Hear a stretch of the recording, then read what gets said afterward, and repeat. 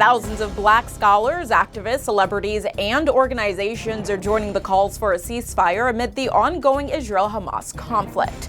An organization called Black for Palestine is leading the initiative, where thousands of Black advocates have signed a letter addressed to President Joe Biden calling for a ceasefire in the Gaza Strip. According to the Associated Press, more than 10,000 people have been killed in Gaza, including more than 4,000 children and 2,600 women.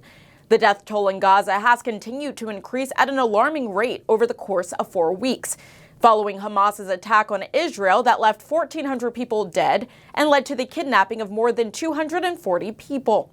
I spoke with Khury Petersen-Smith, an organizer with Black for Palestine, and he told me that a ceasefire is the only answer to this current conflict. A Palestinian child is being killed every 10 minutes by Israeli bombardment, by this incredible siege that Israel has put on Gaza for 3 weeks now, where people in Gaza don't have water, don't have electricity, don't have fuel, don't have food.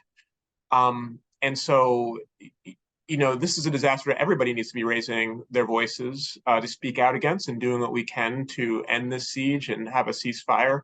And it's especially important, in my opinion, that Black folks do so. In the letter, Black for Palestine laid out a list of demands for the Biden-Harris administration to take into consideration, which include enacting an immediate ceasefire, ending the U.S. obstruction of Palestinian protections against genocide under international law, and preventing the forced displacement of Palestinians from the Gaza Strip.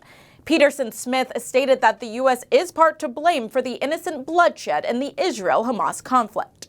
Obviously, Netanyahu is deeply responsible for just the genocidal violence that we're seeing right now. I really have to point to the United States and to the White House in particular, because the U.S. has given the green light. Of course, it's the U.S. that is sending Israel the weapons that they're dropping on Gaza right now. So Netanyahu has the confidence of knowing that the most powerful country in the world is behind him, and those of us located here need to raise our voices to make it clear that Biden is not speaking on our behalf when he gives Netanyahu that green light, and actually we demand a ceasefire.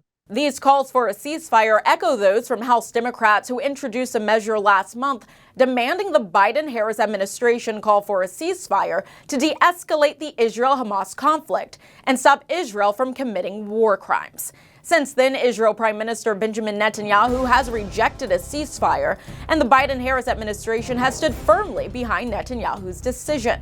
However, Petersen-Smith hopes that the Black for Palestine letter will incite the Biden-Harris administration to take action and enact a ceasefire to preserve Palestinian lives. In Washington, Ashlee, theGrio.